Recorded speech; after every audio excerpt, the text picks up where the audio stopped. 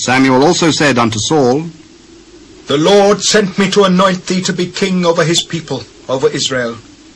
Now therefore hearken thou unto the voice of the words of the Lord.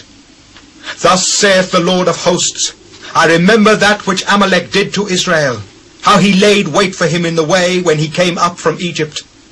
Now go and smite Amalek, and utterly destroy all that they have, and spare them not. But slay both man and woman, infant and suckling, ox and sheep, camel and ass. And Saul gathered the people together, and numbered them in Telaim, 200,000 footmen and 10,000 men of Judah. And Saul came to a city of Amalek, and laid wait in the valley. And Saul said unto the Kenites, Go, depart, get you down from among the Amalekites, lest I destroy you with them.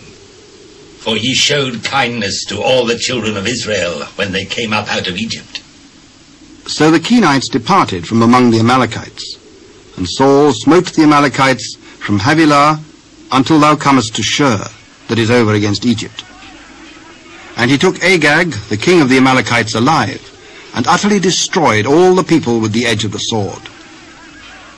But Saul and the people spared Agag, and the best of the sheep, and of the oxen, and of the fatlings, and of the lambs, and all that was good, and would not utterly destroy them. But everything that was vile and refuse, that they destroyed utterly. Then came the word of the Lord unto Samuel, saying, It repenteth me that I have set up Saul to be king, for he is turned back from following me, and hath not performed my commandments. And it grieved Samuel, and he cried unto the Lord all night. And when Samuel rose early to meet Saul in the morning, it was told Samuel, saying, Saul came to Carmel, and behold, he set him up a place, and is gone about, and passed on, and gone down to Gilgal. And Samuel came to Saul, and Saul said unto him, Blessed be thou of the Lord. I have performed the commandment of the Lord. What meaneth then this bleating of the sheep in mine ears, and the lowing of the oxen which I hear? They have brought them from the Amalekites. For the people spared the best of the sheep and of the oxen to sacrifice unto the Lord thy God, and the rest we have utterly destroyed. Stay, and I will tell thee what the Lord hath said to me this night. Say on. When thou wast little in thine own sight, wast thou not made the head of the tribes of Israel, and the Lord anointed thee king over Israel? And the Lord sent thee on a journey and said, Go, and utterly destroy the sinners, the Amalekites, and fight against them until they be consumed. Wherefore then didst thou not obey the voice of the Lord, but didst fly upon the spoil, and didst evil in the sight of the Lord? Yea, I have obeyed the voice of the Lord, and have gone the way which the Lord sent me, and have brought Agag the king of Amalek, and have utterly destroyed the Amalekites.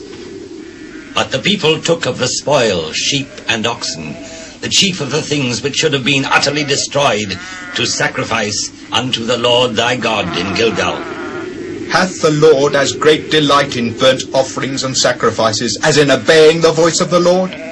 Behold, to obey is better than sacrifice, and to hearken than the fat of rams. For rebellion is as the sin of witchcraft, and stubbornness is as iniquity and idolatry. Because thou hast rejected the word of the Lord, he hath also rejected thee from being king. I have sinned, for I have transgressed the commandment of the Lord and thy words, because I feared the people and obeyed their voice. Now therefore I pray thee, pardon my sin, and turn again with me, that I may worship the Lord. I will not return with thee, for thou hast rejected the word of the Lord, and the Lord hath rejected thee from being king over Israel. And as Samuel turned about to go away, he laid hold upon the skirt of his mantle, and it rent. And Samuel said unto him, The Lord hath rent the kingdom of Israel from thee this day, and hath given it to a neighbour of thine that is better than thou. And also the strength of Israel will not lie nor repent, for he is not a man that he should repent. I have sinned. Yet honour me now, I pray thee, before the elders of my people and before Israel, and turn again with me, that I may worship the Lord thy God. So Samuel turned again after Saul, and Saul worshipped the Lord. Then said Samuel, Bring ye hither to me Agag, the king of the Amalekites. And Agag came unto him delicately. And Agag said, Surely the bitterness of death is past. As thy sword hath made women childless, so shall thy mother be childless among women. And Samuel hewed Agag in pieces before the Lord in Gilgal. Then Samuel went to Ramah, and Saul went up to his house to Gibeah of Saul. And Samuel came no more to see Saul until the day of his death.